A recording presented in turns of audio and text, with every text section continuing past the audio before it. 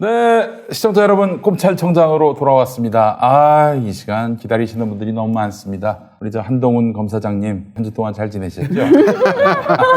이 방송 정말 열심히 시청하신다고 해서 몸둘 바를 모르겠습니다. 감사하고요. 하여튼 새해 복 많이 받으시길 바라겠습니다. 예.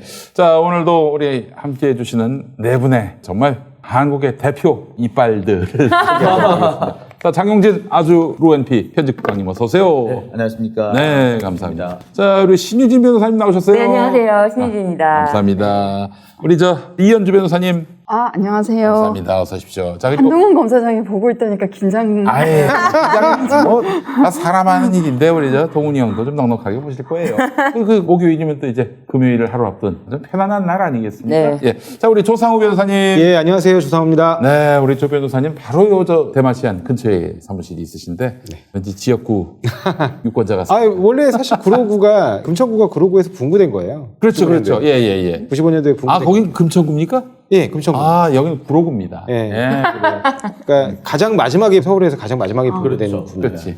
그 금천의 최기상 의원. 최기상 의원입니다. 이제 판사 출신. 예, 맞습니다. 네, 정말 의정활동 열심히 하시는 좋은 국회의원. 정말 맞습니다. 공천 잘했습니다. 그분은. 구로는 여기가 어딘가? 여기 윤건영 의원 지역구입니다. 네, 윤건영 의원 지역구. 그분도 참 훌륭한 정치인으로 알고 있습니다. 자, 이렇게 또 정치인들 띄우는 이유가 워낙 적을 많이 만들어 나가서 조금 이제 좀 대탕트의 물결을 좀 만들어야 되겠다 네, 싶어서. 다음 총선에는 이제 조상우 변호사님이 여기. 나오셔야지. 우리 조 변호사님 정확해야죠. 나오셔야지. 알겠습니다. 오늘 본격적인 이야기를 나누기 전에 우리 성렬이 형은 무슨 정책 토론회 이런 데는 안 나가고 맨날 술 먹는 자리 이렇게 빠짐없이 갑니까? 그 행사는 지각을 안 한대, 잘. 왜 이렇게 술을 좋아합니까? 아니, 대통령께서 너무 술을 즐겨 하시면 이거 안가가 다시 생기지 않을까 하는 염려가 있습니다. 그러네요. 안가가 있네요, 안가가. 그래서 윤 후보는 술꾼, 이재명 후보는 일꾼, 술꾼 대 일꾼 누가 이기겠냐 네. 이런 얘기가 라임이 좋네요.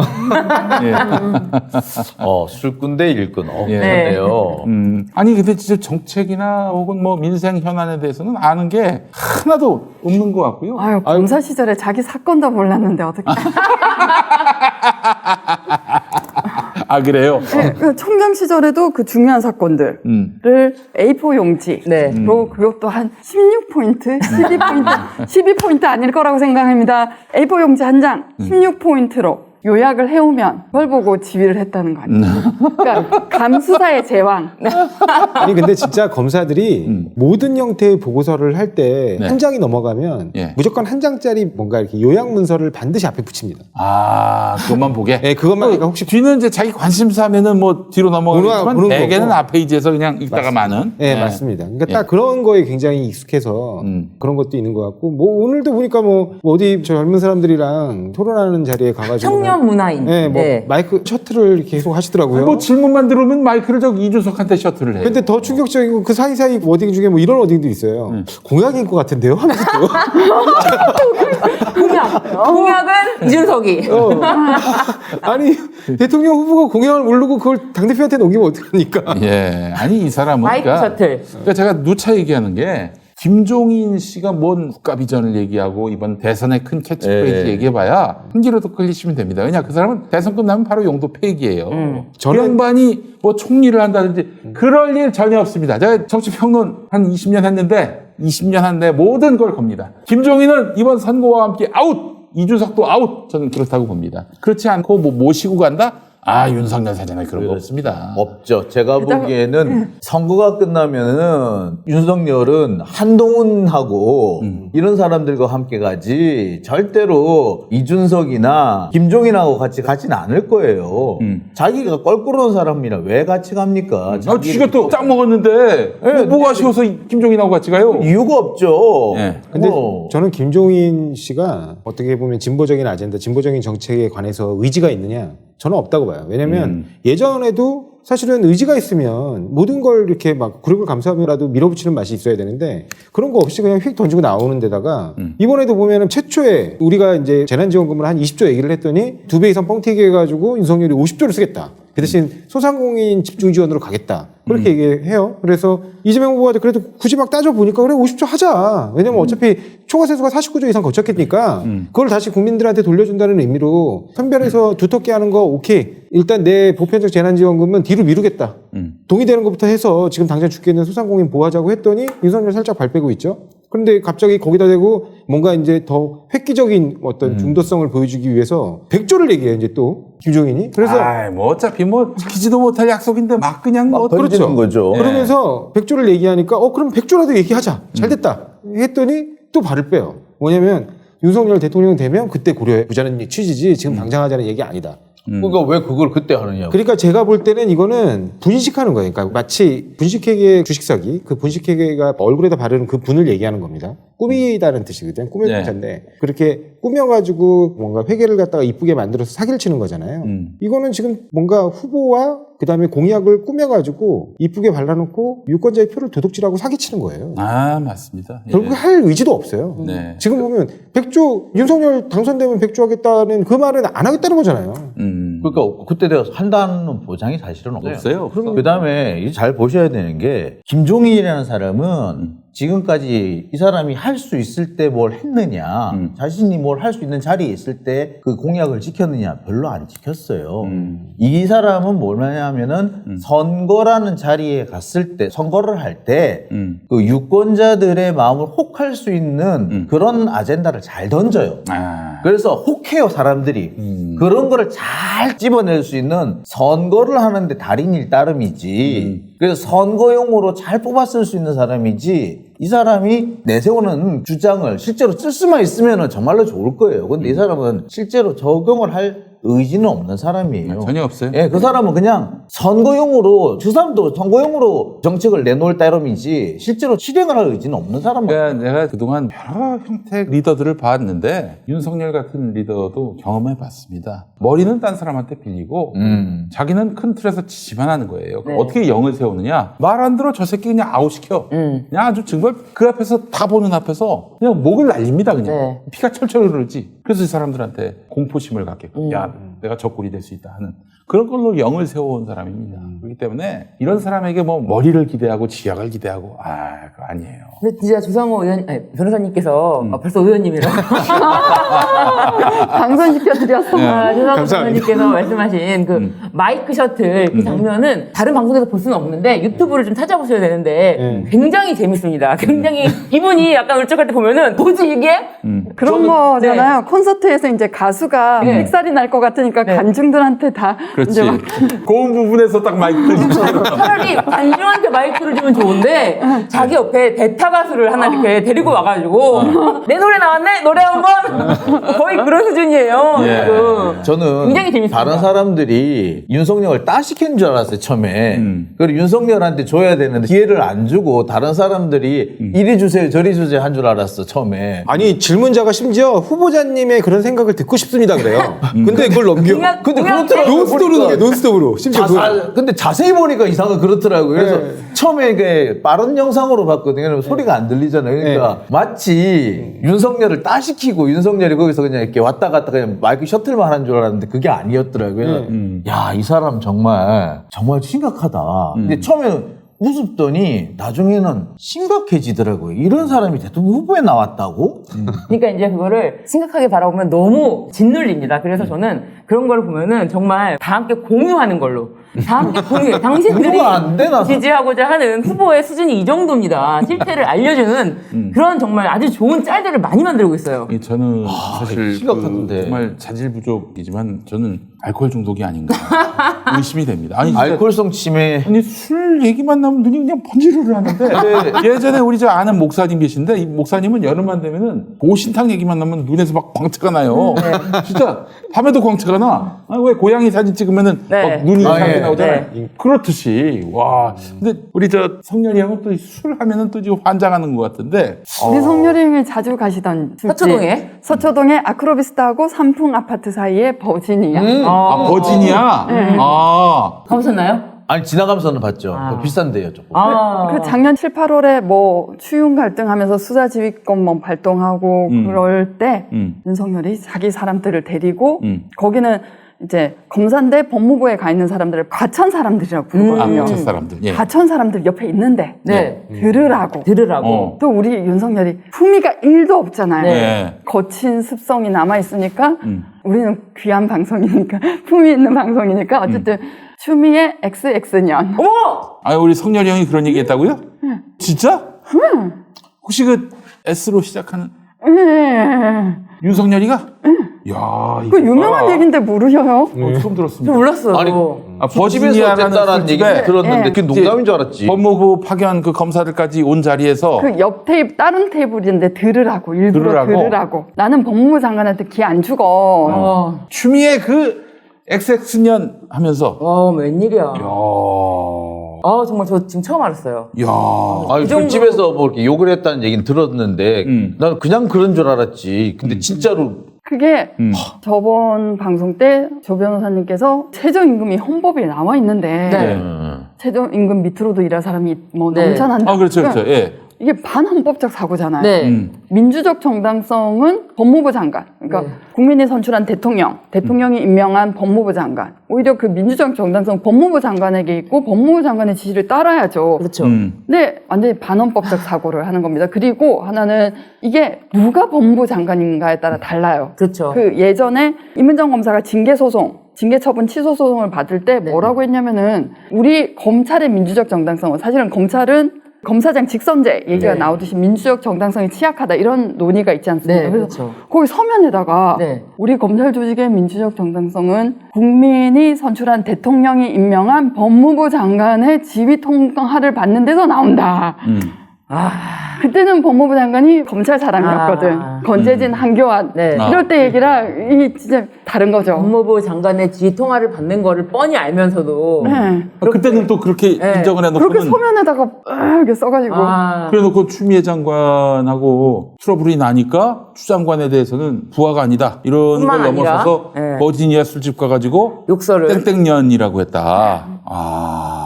이 사람 진짜 큰일 날 사람이네. 그러니까요. 아, 저는 이게 정말 윤석열이 이 사람이 진짜 나쁜 사람이라서 그런 게 아니라 알코올성 치매 혹은 뭐 정신 이상이 아닐까 그렇게 생각해 봅니다. 윤석열을 위해서. 윤석열을 위해서.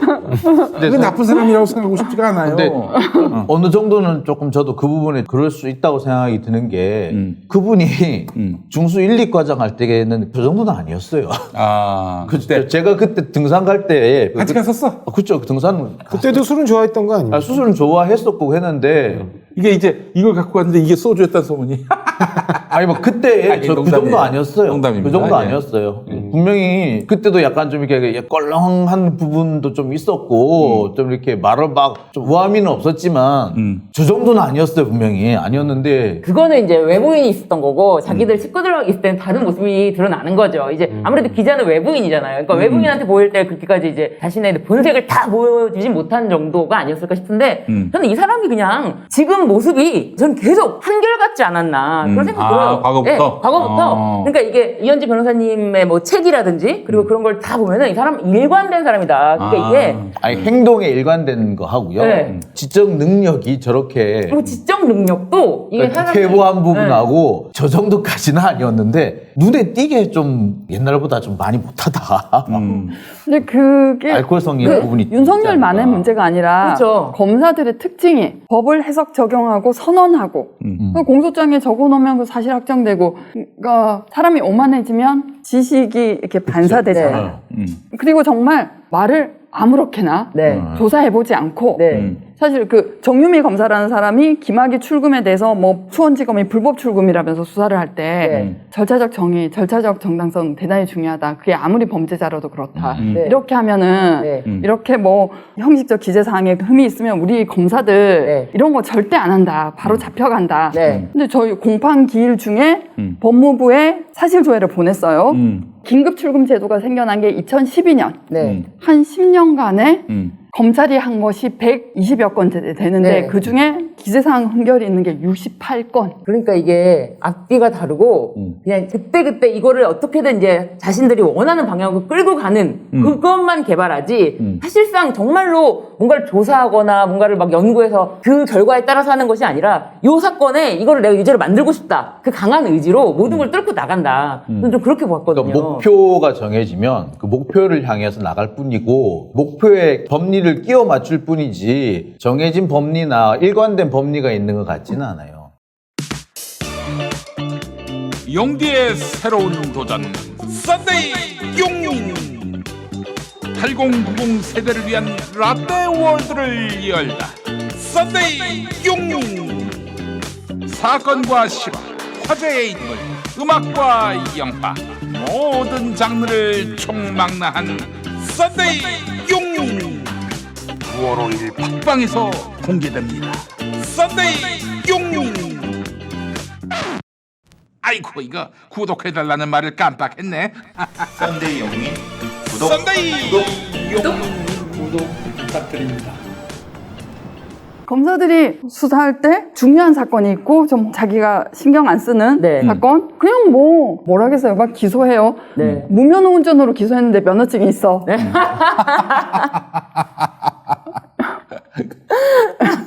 아니 그런 일이 있었어요. 네. 진짜? 네. 야. 그럼 미성년자한테 청소년에게 술을 팔았다고 네. 기소를 했는데 미성년자가 아니야.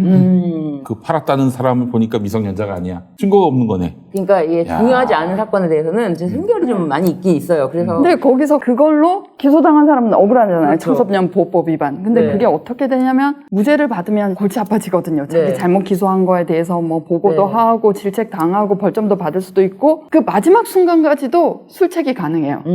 너 장사 그만하고 싶어. 아. 그래서 판사한테 찾아가서는 아, 선고유예는 무죄나.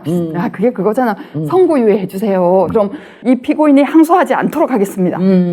자기가 잘못해갖고 이거를 무마시킬 수도 있어요. 그래서 만약에 집 주인이 막 끝까지 가겠다 그러면 야 여주 한번 털어볼까? 그치? 너, 여주 한번 털어볼까? 너 없을 것 같아? 너 세금 제대로 내고 있어? 뭐 맘대로 기소해서 자기가 잘못이 드러나도 그걸 또 감출 수 있고 이러다 보니까 이게 습성이죠 그냥. 그러니까 지금 검사들이 얼마나 오만한 상황이냐면 예를 들어서 그 월성원전 사건도 그래요. 맞아요. 그러니까 뭐냐면 그 공기업 사장을 결국에는 배임으로 기소를 했거든요. 그러니까 이게 어떤 정책적 판단에 관한 거잖아요. 그 원전을 폐지하냐 안 하냐. 그리고 실제로 소송에서 지기도 했어요. 그래가지고 월성원전을 계속 가동하는 문제와 관련해가지고 그게 법원 판단에 의해서 제동이 일단 걸린 상태에서 그 다음에 이제 그 존속 여부를 갖고 계속 논하다가 결국엔 폐지로 간 건데 그런 논리라면 LH가 임대아파트 운영하는 것도 배임입니다. 그죠. 그러네. 그럼요. 왜냐면 LH는 손해를 감수하면서 임대아파트를 운영하는 거예요. 공기업들은 기본적으로 공익적 목적 달성을 염두에 두고 있기 때문에. 어머나 지하철이 그럼요. 노년층에게 그렇죠. 그 안 받는 거 그것도 배임이에요. 배임이에요. 그렇습니다. 맞아요. 다 배임이에요. 그렇게 따지면 공기업이 행하는 공적인 의사 판단에 관해서는 그게 회사에 이익이 되지 않고 오히려 당연히 손해나 가중이 될 수 있거든요. 부담이. 그런 모든 결정들이 다 배임입니다.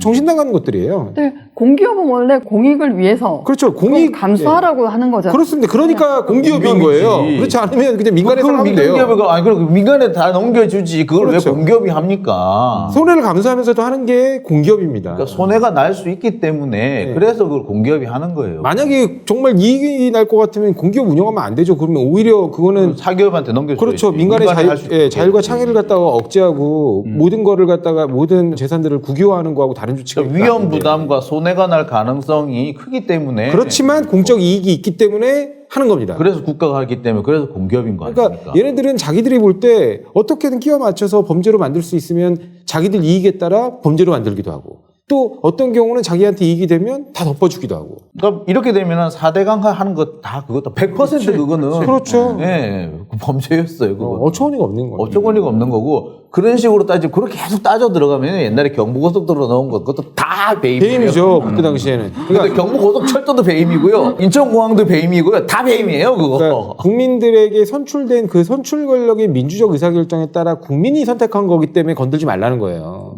그러니까 그것들을 어떻게 그 정책 분야를 감히 검찰이 재단을 합니까? 그렇죠. 그렇다면은 만약에 윤석열이 집권을 한다. 그러면 그런 상황. 그 얘기만 들어도 현 집권 세력을 뭐 비리를 우선 털겠지. 비리가 안 나온다. 그럼 그 다음에는 이제 배임으로 이제 되게. 그러니까 이런 식인 거죠. 배임 아니면 직권남용. 그러니까 다 그런 식으로 문제를 삼겠죠. 문제를 그래가지고 업무방해. 가지고 그러니까 왜냐하면 실제로 업무방해는 이게 죄형법정주의에 맞냐. 그래서 이게 폐지론이 항상 나와요. 왜냐하면 모든 경우에 있어서 범죄는 업무방해의 성격을 갖고 있거든요. 그리고 심지어는 어떻게 돼 있냐면 파업은 그 자체로 업무방해입니다. 네. 위력 행사거든요. 그래갖고 업무를 방해하는 거고. 그러니까 불법 파업을 업무방해로 처벌하는 것 자체가 그게 과연 옳으냐라는 얘기를. 그럼 파업을 사실상 막는 거다. 그래서 어떻게든 간에 꼬투리를 잡아서 불법 파업이라고 만들어가지고 이거를 업무방해로 처벌하게 만드는. 그래서 그렇죠. 너무 웃긴 건 심지어 우리가 ILO의 권고를 받아들여가지고 노조법에 이 법에 규정된 죄가 아니면 다른 형사벌로 처벌할 수 없다. 이 파업과 관련돼서. 그렇게 돼 있는데도 불구하고 업무방해 처벌. 업무방해로 처벌합니다. 근데 윤석열이 이미 그런 거 외환은행 대경부에서 교섭 위탁을 받아서 뭐 그 사건에 대해서 사실은 나중에 블랙머니라는 영화로도 네, 돼가지고 영화로 뭐 사실은 그거 기소해가지고 다 무죄 받았죠. 무죄 나죠. 그러니까 공무원이 자기가 알고 있는 지식 범위 내에서 합리적인 선택을 했으면 그 배임죄 안 된다라고 해서 무죄를 받은 사건이었죠. 변양호 씨가. 그러니까 뭐 외환은행을 헐값에 팔았느니 뭐 론스타에게 막대한 이익을 줬느니 뭐 이러지만 어쨌든 그것도 일단은 그러니까 그런 게 정치적인 책임이에요. 그렇죠. 국민들이 볼 때 이거는 왜 얘네들이 이렇게 마음대로 했어? 그러면 다음에 선거를 통해 심판을 받는 겁니다. 모든 경우에 다 법으로 들어가는 게 아니라 그런 거예요. 그렇죠. 이게 뭐냐면 그 형사처벌이라는 것이 최소화되어야 된다고 하는 이유가 그런 거거든요. 모든 거에 다 사법적이고 형사 책임을 다 걸기 시작하면 이것이 사법권이 너무 커져버리고 형사처벌이 너무 커져버리면은 민주적 정당성을 위태롭게 합니다. 문제가 돼버려요. 이게 모든 것이 이상해져 버리거든요. 그러니까 그걸 최소화하고 정치적 책임, 도덕적 책임, 행정적 책임으로 물으라는 건데 이걸 전부 다 사법화하려고 들은 게 지금 윤석열이에요. 지금. 그렇죠. 사법화 돼버리면 플레이어는 검사하고 판사. 그러면 국민들은 소외돼요. 공론의 장에서 사라져버리는. 뭘 어떻게 할 것이 의견을 낼 수가 없는 그러니까 거예요. 브라질의 룰라 대통령을 기소하고 그 다음에 그것들을 재단하고 판결한 판사들 그런 법적 카르텔과 그 언론들의 카르텔이 결국에는 브라질이 민주주의 위기를 가져오고 브라질이 사실은 룰라 대통령 시절에 굉장히 경제발전 속도가 빨라서 이른바 브릭스라고 불리는 개장 국가였거든요. 근데 다시 경제가 엄청난 속도로 추락하고 이제 외교에 가서는 심지어 외교 회의에 들어오지도 못하고 보나소로 대통령이 접종을 거부하고 이렇게 해가지고 결국엔 뉴욕에 있는 식당에도 못 들어갔다는 거 아닙니까? 그러니까 그렇게 한심한 수준으로 정치가 저급하게 떨어지는 거죠.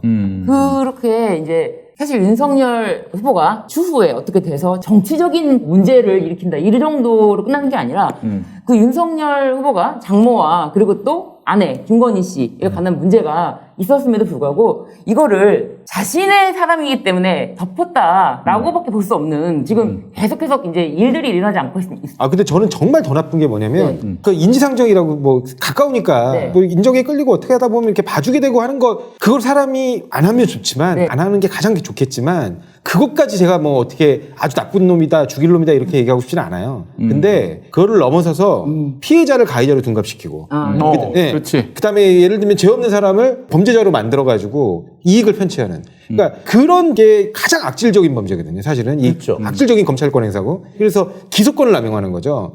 불기소권을 남용하는 걸 넘어서서. 근데 지금 잘 주목하셔야 하는 게 진짜 거의 이른바 최은순 그다음에 김건희 씨가 벌인 사업의 동업자 중에 분쟁을 아는 사람이 없고 그다음에 거의 대부분은 잡혀 들어가요. 그렇죠. 대부분 보면은 피해자인데 보니까 피해자인 것 같은 일단 동업자들이 예. 잡혀 들어가. 그렇지, 같이 투자했는데 네. 최은순이가 되게 이제 지가 다 먹었고 네. 그래서 거기 반발했는데 네. 반발한 사람들이 다 이렇게 네. 고통을 당하는. 실제로 그러면 그 사람들이 지금 말씀하신 대로 돈을 가져갔냐? 못 가져갔어요. 네. 돈은 다 말씀하신 대로 최은순 일가들이 가져가. 원금도 다 손해를 봤어요. 근데 심지어 나중에 그것 때문에 법적 분쟁이 붙으면 여지없이 감옥에 갑니다. 그런데 이 최은순 씨는 그때 윤석열이 검찰에 있었죠. 그렇죠. 최은순 씨는 본인이 어떤 일을 할 때 본인이 혼자서 이거를 뭐 다 기획한다 이렇게 할 수가 없고 꼭 딸이 등장을 합니다. 번씩 도이치모터스도 등장하죠. 그렇지만 지금 뭐 옛날 양평- 정대택 씨 관련해서도 네. 합의를 딸이 주선해요. 그렇죠. 그리고 돈을 들고 가서. 양평공지구 개발 관련해서도 처음에 투자금 8억 원을 끌고 올 때도 이게 이제 판결문이 공개돼서 보도가 돼서 확인됐죠. 나왔는데 그냥 말이 아니라 판결문에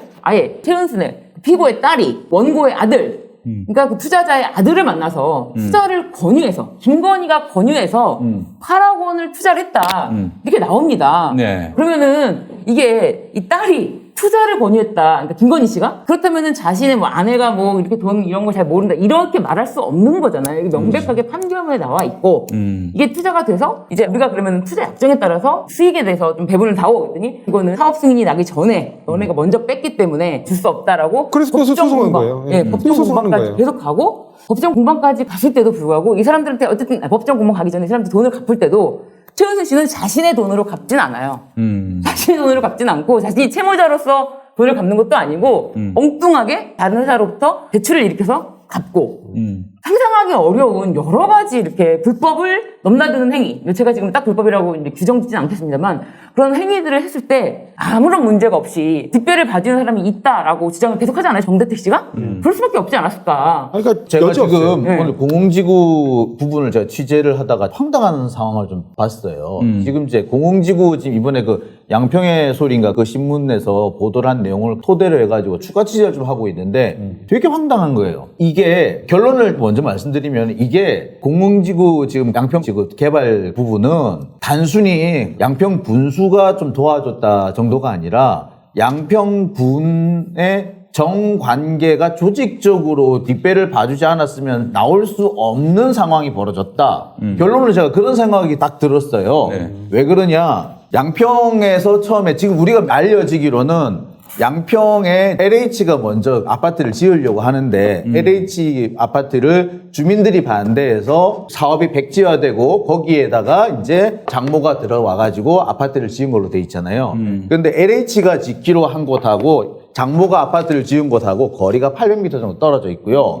입지가 완전히 틀려요. 원래 LH가 짓기로 한 곳은 평지고 시내에 훨씬 가깝고 현재 그 지역은 공흥 자연취락지구예요. 그래서 거긴 마을이 있어요. 그러니까 마을에 있는 노후 불량 주택을 개량을 해서 거기에다가 아파트를 짓겠다라는 녹지로서의 계획이었어요. 보호 가치가 별로 없었던 거네요. 거기. 예. 그래서 거기는 이제 그 주택 개량 사업이었어, 일종의. 예. 그래서 거기 아파트를 지어주는 거였고, 거기에 비해서 지금 현재 최은순 씨가 개발했다는 거기는 야산이 있는 데인데 야산을 완전히 깎아버리고 거기에다가 아파트를 지어 올린 거예요. 그리고 원래 그 지역은 야산이었고 맹지였어요. 엄청 싼 땅이었던 거죠. 근데 이 아파트를 지을 무렵에 양평에는 청약 통장이 2,000개 정도가 새로 가입이 돼 있는 상태였어요. 수요가 많았다는 얘기죠.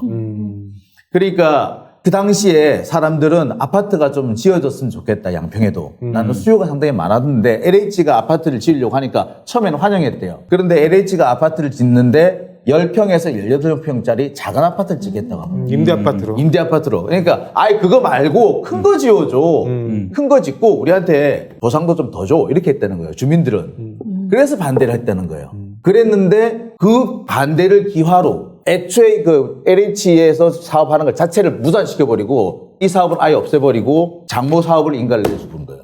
즉 주민들의 반대를 이용해가지고 최은순의 사업만 허가를 내준 거죠. 주민이 누굽니까? 그 지역 주민들요. 말 그대로 여기 이제 공흥지구에 원래 살고 있던 원주민들. 그럼 노후 불량 주택 노후 불량 주택에 살고 가지고 있는 있던 주민들. 사람들 아직도 네. 아직 개발되지 않은 그렇죠. 사람. 아직도 안 개발 안 됐죠. 그러니까 주민들이 이용당한 거예요. 주민들이 완전히 이용당한 거예요. 사기를 당한 거예요. 지금 이렇게 말씀하신 이야기가 양평 시민의 소리라는 데서 이제 보도가 됐어요. 양평 시민의 소리에서 공흥지구는 그 공흥이 아니라니까요. 라는 제목으로 이제 보도가 됐는데 사실은 그 지역이 아니다. 그리고 지금 최은순 씨 그 땅, 은순이 땅, 그 최은순 씨 땅 개발한 그 아파트는 외곽 지역에 있다. 아, 그래서 외곽 지역도 많이 좀 떨어져 있고. 네, 외곽 지역에 있다. 그래서 이 부분이 다른 거라는 거를 좀 정확하게 밝히고 있습니다. 이 기사에서. 이게 그래서 지금 여기서 제가 살펴본 게 뭐가 있냐면 2,000세대에 대한 청약 통장이 있었잖아요. 수요가 엄청 많았어요. 그러니까 원래로 하자면은 그 수요를 LH에서 흡수를 했었어야 되는데 흡수가 안 된 거예요. 안 되고 다 그게 최은순 아파트에 흡수가 된 거예요. 그러니까 350세대니까 약 8대1의 경쟁률을 본 거예요. 땅 짓고 헤엄친 겁니다. 비쌀 수밖에 없고 분양이 잘 될 수밖에 없었던 거예요. 최은순은 그러니까 애초에 사업이 잘 되는 상황이 만들어진 거고 그러니까 엄청나게 이익을 보는 상황이었던 거죠. 그리고 땅 자체도 보면은 맹지에 산을 깎아서 만들었으니 8억밖에 안 들었어요. 땅값이. 근데 800억으로 팔았어요. 야, 어마어마한 이익을 낸 거지. 이제. 대박이네. 그럼 그때 그게 야산을 대지로 전환하고 뭐 이런 것들, 형질 변경 이런 거에 다 로비력이 있어야 네. 되잖아요. 예. 그리고 지금 뭐 하여튼 매출액 기준은 800억이고 보통 이익 남은 게 100억에서 200억 사이가 될 100억 거라고 정도 됐고요. 추산을 하는 거는 같아요. 근데 그 비용을 이제 어느 정도 불렸냐 아니면 지시하느냐에 따라 좀 차이가 있겠지만 사실은 아파트 사업이라는 게 특별한 장애 요인 없이 저렇게 굉장히 빠른 속도로 거의 보면은 지금 사업이 5년 안에 끝나거든요. 굉장히 빠른 속도입니다. 그래서 저렇게 빠른 속도로 진행하게 되면 보통 우리 흔한 말로 채당 1억씩 남는다 그러잖아요. 네, 한 채당 1억씩 남는다고 굉장히 엄청나게 메리트가 있게 진행된 것 같아요. 제가 볼 때는 저도 엄청나게. 제가 부동산 개발 시행 자문 같은 걸 굉장히 오래 해왔기 때문에 저렇게 빠른 속도로 진행이 되는데 그러니까 결국에는 어떻게 보면 인허가 행정 리스크가 거의 없이 이렇게 진행되는 상황이면 굉장히 많이 남습니다. 그러니까 이 상황이면은 이거는 애초에 보세요. 그러면은 이 LH의 사업 계획을 무산시키는 과정에서 주민들의 반발을 적절히 이용을 하고, 그러니까 주민들의 의사를 왜곡시켜서 LH에 전달을 했어요. 이 과정이 단순히 군수 한 명 가지고 될까요? 제가 궁금한 게 거기가 입지도 더 좋고 이미 노후 불량 주택이 있으니까 그 사람들은 이제 주거 개선의 효과도 훨씬 더 크고 그래서 거기가 훨씬 공익적이다. 더욱 조건이 양호한데 그러면은 이제 주민들하고 LH공사하고 의견 차이가 있으면 이거 충분히 조율을 해야 될 거잖아요. 그치. 그게 안 됐다는 안 한 거죠. 안 한 고의로 일부러 고의로 안 한 거죠. 이거는 고의로 안 한 거라면은 제가 이거는 정말 조직적으로 안 한 거예요. 이거는 군수 한 명의 의사가 아니라 정관계가 조직적으로 안 했다는 밖에 볼 수가 없어요. 누구 하나라도 나섰으면은 이거는 충분히 해소될 문제였어요. 근데 아무도 나서지 않았고 오히려 이 문제를 이런 식으로 풀었다면은 그리고 이게 해필이면 바로 그 이후에 바로 그 직후에 최은순 씨가 개발에 들어갔다. 그리고 거기에 얼마 후에 거기에 또 도시가스가 들어가요. 뭐 이런 거 하면 제가 볼 때는 이거는 조직적으로 사업을 밀어주지 않고서는 묵인하고 지원해주고 하지 않고서는 나오지 않아요. 거기다가 개발 분담금도 하나도 안 냈단 말이에요. 네. 잠시 후 한양스마트 금리형 특별세를 시작하겠습니다. 저희의 첫 번째 프로모션 자율주행 셔틀입니다.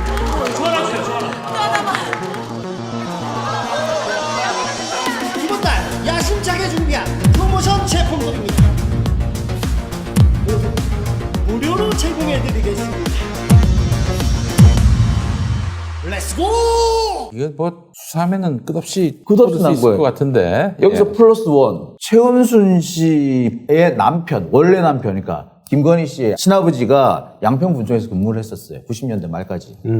그리고 이 사업이 처음 시작돼 땅을 처음 산 게 2000년대 중반이니까 시간차 그래 크지 않아요. 개발 분담금은 왜 안 낸 거죠? 개발 부담금은요. 이제 여러 가지 이유가 그 있는데 계산 방식이 있어요. 예를 들면 토지가 자기의 취득가 내지는 취득 당시의 공시지가와 그다음에 개발이 끝나고 난 다음에 토지의 지가를 평가하는 방식들이 있습니다. 네. 그 가격 사이에 차이가 생기면 그 차이에 뭐 50% 내지 25% 지역마다 조금씩 다른데 25%는 네, 그렇게 해서 개발 부담금을 부과하게 되어 있는데 그러면 단순히 그 토지가 아니라 이제 어떻게 보면 사업자 입장에서 어떻게든 비용을 늘려야 될 거 아니에요. 그 비용 중에는 토지를 대지화할 때 소요되는 대지 조성 비용도 다 들어가요. 그러니까 그런 여러 가지 비용들을 엄청나게 덧붙인 거예요. 근데 정말 재밌는 건 뭐냐면 말도 안 되게 이번에 그래서 결국엔 정정이 이루어진 부분입니다. 그 정정이 이루어진 부분이 뭐냐면 임시 진입로를 잠깐 썼어요. 그 토지 이제 남은 짜투리 땅에서 그 사업 부지에는 포함되지 않은 근데 그 땅이 이제 이 땅이 개발되면서 이 땅의 가치는 굉장히 좋아졌죠. 근데 남는 땅이 있었는데 그 남는 땅을 진입로로 사용했는데 그거는 이제 개발 사업이 끝나고 나면 다시 이제 이 땅 진입로로 쓸 일이 없잖아요. 공사 진입로였거든요. 그냥 이게 아파트 진입로가 아니고. 근데 그 땅 매입비에 포장비에 뭐 이런 것까지 전부 다 이 대지 조성 비용에다 넣어버린 거예요. 그것들이 이번에 그러니까 다시 이제 하도 시끄러우니까 다시 이제 재점검하는 과정에서 발견된 거지. 그러니까 이른바 이제 나라 돈 안 내려고 거짓말하고 사기친 거죠. 근데 그 외에도 몇 가지가 제가 그게 너무 명백한 게 걸린 거예요 이번에. 또 제가 볼 때 명백한데 말 안 하고 있는 게 뭐냐면은 맨 처음에 22,000제곱미터예요. 근데 나중에 분담금 계산할 때 16,000제곱미터예요. 여기 6,000제곱미터가 뭘로 빠졌느냐 하면은 이게 공원용지라든지 기부 체납한 부분이 6,000제곱미터가 빠져나간 거예요. 그러니까 이 부분은 사실 원래 그렇다면 이제 그걸 빼낸 거거든요. 그러니까 빼냈기 때문에 평가 대상에서 빠진 거예요. 그런데 여기서 부지 조성 비용을 뺄 때 6,000제곱미터 6,000제곱미터. 가격을 또 한 번 또 넣어요. 거기에 두 번 더 들어가 있어요. 아 근데 이게 정산을 두 번 이게 합니다. 근데 말이 안 되는 게요. 이 개발이익 환수에 관한 법률에서 보면 개발이익 산정기관이라는 전문기관이 있거든요. 그 전문기관에 관청에서 의뢰해가지고 쫙 조사하고 산정을 합니다. 그래가지고 거의 잘 안 바뀌어져요. 제가 지금 소송 하나 하고 있거든요. 개발부담금 취소 소송. 저도 하고 있어요. 근데 지금 이 사건 같은 게 ESIND, 그러니까 은순 IND죠. 그러니까 ESIND 그 회사가 두 차례에 걸쳐서 개발부담금이 변경 처분이 돼가지고 최종 액수가 0원이 되는 상황이 되거든요. 안 바꿔줘요 그렇게. 안 바꾸죠. 못 바꿔요. 소송을 해도 소송하라 그래요 네. 그냥. 왜냐면 그렇게 바꿨다가는 문제가 생길 수 있으니까 네. 본인들이 이걸 그냥 소송하라 바꿨거든요. 그럽니다 다. 아니, 그러니까 보니까 이게 한 번 이미 공제를 해서 뺐는데 그걸 또 빼요. 두 번 계산하는 게 있고. 아니 일단은 그렇게 두 번에 걸쳐서 처분을 안 바꿔준다니까요. 그러니까 제가 이제 빼는 방법이니까 한 번 계산해서 뺀 거를 또 빼요. 두 번 이중 계산하는 거 방법. 그 다음에 그러니까 기부 체납한 토지의 조성 비용을 그렇죠. 여기에 기부 체납했다고 해가지고 그거를 뺐는데 계산 타임에서 뺐는데 또 계산을 또 넣은 거예요. 그래가지고 그거를 두 번 계산한 거 그거 한 번. 그다음 또 한 가지 뭐냐면 비용을 가다 계산한 거네. 평당 가격인데 제곱미터당 가격으로 바꿔놔요. 그럼 3배가 부풀어요. 계산을 잘못해버리는 거예요. 그렇게 해서 가격을 3배를 뻥튀기 하는 경우가 있어요. 그렇게 단위를 헷갈리게 하는 거예요. 아 제곱미터에다가 평당가를 곱했구나. 아, 헷갈려요. 근데 그런 실수 너무 자주 해요, 사실은. 아, 그러니까 이런 아주 디테일하고 숫자적인 문제들 때문에 사실은 개발이익 산정기관이라고 법에 아예 명시되어 있고 개발이익 산정기관에 의뢰해서 계산하도록 되어 있거든요. 그렇죠. 그렇게 해서 거기서 계산한 내용이기 때문에 사실은 공무원도 내용을 잘 몰라요. 그래서 안 바꿔주는 겁니다. 소송하라 그러는 거예요. 그 다음에 또 한 가지. 니들끼리 싸워 네. 나중에. 공무원이 그걸 괜히 바꿔줬다. 근데 여기 업체는 잘못 산정하는 게 밝혀지면 앞으로 일감이 끊기는데 그렇게 할 수 있어. 근데 또 웃기는 건 뭐가 뭐냐면은 이게 공시지가로 하게 돼야 되는데 처분 가격으로 이렇게 해달라고 청원을 해가지고 처분 가격이 받아들여져요. 근데 처분 가격이 어찌 되냐면은 땅 주인이 ESI 아니죠. 그러니까 최은순 씨가 예를 들면 최은순 씨가 산 가격으로 하는 게 아니라 최은순 씨가 산 다음에 그걸 ESIND에 비싼 값에 판 것처럼 계약서 써서 냅니다. 자기한테 팔았는데 실제 거래가가 얼마인지 모르죠. 네. 실제 거래가는 지가 몰라요. 자기한테 그 거래를 팔았는데 자기 거래죠. 자기 거래. 그렇죠. 자기 거래인데 자전 거래로 뻥튀기 하는 거죠. 그거를 그 가격대로 처리를 해준 거예요. 아니 근데 이런 뻔한 야로를 관청은 그냥 보고만 있었다는 얘기 아니에요? 그렇죠. 그러니까 제가 아까 말씀드렸듯이 관청이 잘 안 바꿔주는 이유가 자기들도 잘 몰라요. 그러니까 그냥 개발이익 산정기관에서 산정한 금액 그냥 부과하고 근데 뭐 소송하라고. 최은순 씨 수법이 똑같아요. 네. 항상 그 보면은 예. 성남 도천동 땅 안모 씨가 그러니까요. 이 공매 땅이 나와 있다라는 정보를 갖고 오고 이런 건데 거기서도 보면은 신한저축은행이 안모 씨에 대해서 가지는 대출금 채권 네. 그걸 충분히 땅을 경매하면 다 회수할 수 있는데 그 채권을 최은순의 가족회사에 팔잖아요. 그렇죠. 최은순한테 직접 안 팔고 왜냐면 너무 보이니까 네. 너무 이제 동업자 거 꿀꺽한 게 보이니까 똑같아요. 그러니까 다른 회사를 내세워서 사실은 이제 실질적으로는 지배하고 있고 그러니까 그런 식으로 해가지고 자기가 자기한테 팔았는데 가격을 부풀려가지고 팔아가지고 그런 식으로 가격대를 높인다든지. 알겠습니다. 아이고 뭐 얘기가 너무 복잡해지면은 사람들이 듣다가 아주 그냥 머리에 쥐가 날 거야. 그러니까 뭐 그런 식으로 해가지고 하여튼 근데 또 이제 피로감이 드는 건 뭐냐면은 그래 알아 부조리 알아. 근데 왜 아무것도 대응도 대책도 없이 그냥 내버려뒀냐 널 부러뜨렸냐 이 부분이거든요. 아니 그거를 뭐 했어? 철저하게 이제 사실은 그때 당시 군수가 김성교 지금 이제 윤석열 후보 쪽에 가 있죠. 네. 근데 어쨌든 지금 그래서 경기 남부지방청에서 지금 수사를 하고 있다. 아 이제야 그냥 언론들이 좀 뭐 난리를 피우면 이제야 좀 움직이는 척하는데 아 이게 이거를 진짜 다 언론이라든지 아니면은 정말 그때 처음에 문제 제기했던 그 국회의원 분도 있잖아요. 그분이 문제 제기해서 이걸 파헤쳐서 이걸 들여다 봐야지 이게 알려지지. 안 그러면은 이거를 뭐 수사기관에서는 아예 그냥 처음부터 수사를 하지 않으니까 알 수가 없는 거예요. 이건 지역 토착비리예요. 지역 토착비리인데 지역의 정관계가 똘똘 뭉쳐서 저지른 비리예요. 어떻게 보면은 최은수 씨가 김건희 씨도 마찬가지지만 윤석열 후보가 대선 후보가 됨으로써 이런 모든 비리들이 다 수면위로 드러나게 돼서 지금 얼굴도 못 내밀고 있잖아요. 네. 그래서 아마 본인들도 되게 당황스러울 거예요. 자기들 생전 드러나지 않을 거라고 생각했는지도 몰라요. 알겠습니다. 예, 우리 시청자분들이 머리에 쥐가 납니다. 그러니까 좀 쉽고 한 방에 알 수 있게끔 좀 말씀을 해주시면 좋겠습니다. 제가 한번 쉽게 한 번만 설명해 드릴게요. 예. 정말 지방에 땅이 넓은 땅, 평지에 넓은 땅이 갖고 계신 분이 있더라도 네. 내가 나 땅도 많으니까 내가 이 땅에다가 아파트를 지어서 한번 분양을 해봐야지 라고 마음을 아무리 먹어도 이게 아파트, 도시개발이라는 이런 사업 승인이 나지가 않습니다. 네. 그런데 최은수는 산을 갖고 있었는데 그거를 자기 돈으로 산 것도 아니지만 산을 갖고 있었는데 그거를 자기 혼자 갖고 있는 1인 땅을 도시개발 사업으로 허가를 받았다. 이 허가부터가 문제가 있다. 이렇게 충분히 접근할 수가 있죠. 다른 사람들은 불가능하다. 네, 알겠습니다. 아, 정말 나쁜 사람들입니다, 진짜. 굉장히 절차가 많죠. 도시계획에 뭐 환경 영향 평가에 별의별 거를 다 그냥 뭐. 아파트를 지으려면은 일단 거기에 사람이 많이 들어가 살잖아요. 그렇지. 그러면은 그 사람들을 위해서 도로를 놔줘야 돼요. 그렇지. 그다음에 기반시설. 상하수도를 놔야 돼요. 예. 전기도 끌어다 와야 돼요. 그러려면 그거를 지가 합니까? 국가가 해줘야 돼요. 그거 지자체가 해주지. 해줘야 되죠. 그러면 지자체랑 합의가 돼야 돼요. 그럼 지자체는 그걸 해주려면은 도시 계획을 새로 세워야 된단 말이에요. 그거를 하고 난 다음에 아파트를 지어줘야 된단 말이에요.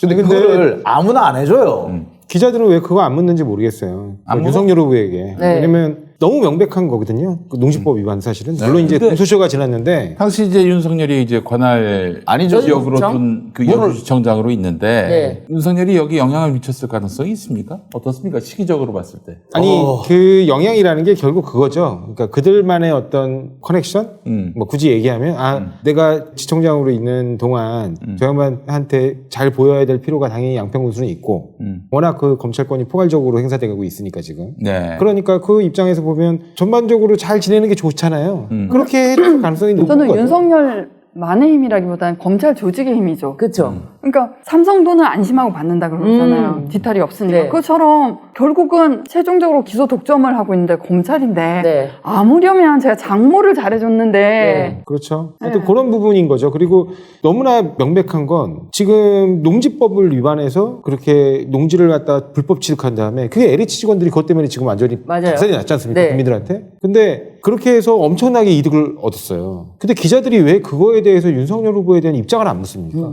현금으로 이득을 얻었죠. 왜? 미실현 이득도 아니고. 네. 네. 물었죠. 접합니다. 답하지 마십시오. 네, 그렇지. 그랬을 거야. 틀림없이.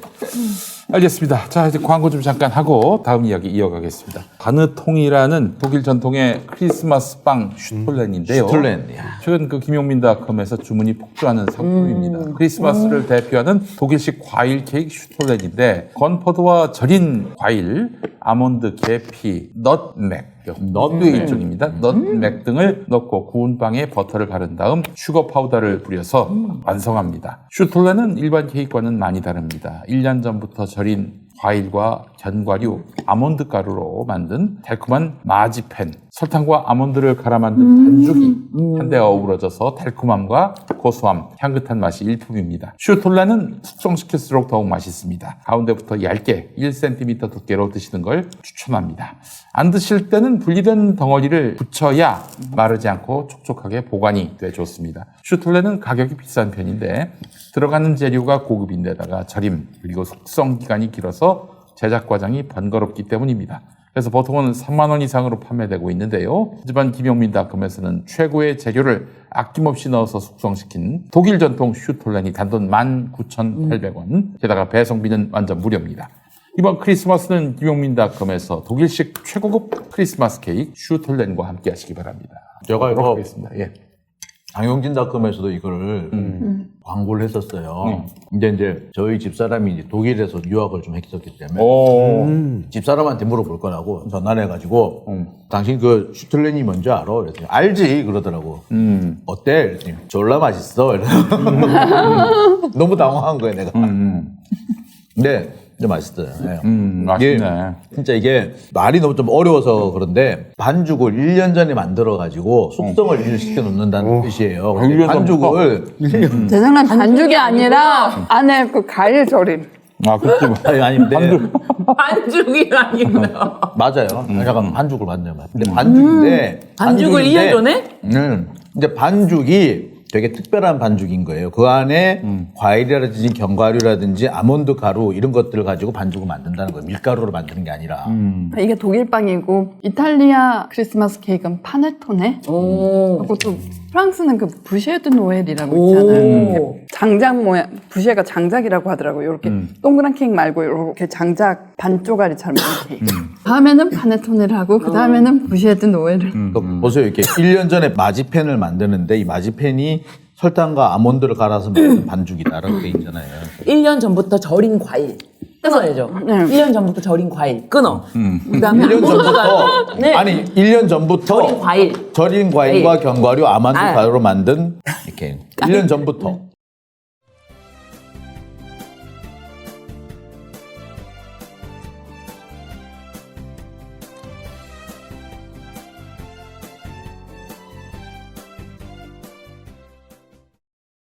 그래서 삼성에서 돈을 받으면 안전하니까 그때 삼성 에버랜드 사건 전환사채 저가 발행 그거 사건 할 때 검사가 그 수사하던 검사가 낮에는 삼성 임원들을 불러서 수사를 하고 밤에는 룸살롱에서 삼성 미전실 임원한테서 접대를 받았다 그런 얘기 있잖아요. 네. 그 검사가 퇴직하고 나서 삼성 빌딩의 상가에 자기 와이프가 아주 저렴한 임대료로 약국을 하고 있어요. 아. 그러니까 상가는 월세가 많지 보증금만으로 하는 상가는 없잖아요. 근데 그렇지, 그렇지. 보증금만. 그것도 환산으로 해봤자 그 월세 너무나 한마디로 상가인데 전세로 들어갔다는 네, 얘기예요? 상가를 전세로. 그런 데가 있어요? 그것도 저 도곡동에. 노곡동에? 네. 타워팰리스 가까운 저 도곡동에. 그래서 그 상가 사람들이 내막을 모르니까 이건이 내 연년가 봐. 그러나 검사의 와이프, 삼성 에버랜드 사건을 수사했던 검사의 와이프, 최모 검사님. 유명하신 알겠습니다. 분이네. 아, 예, 예.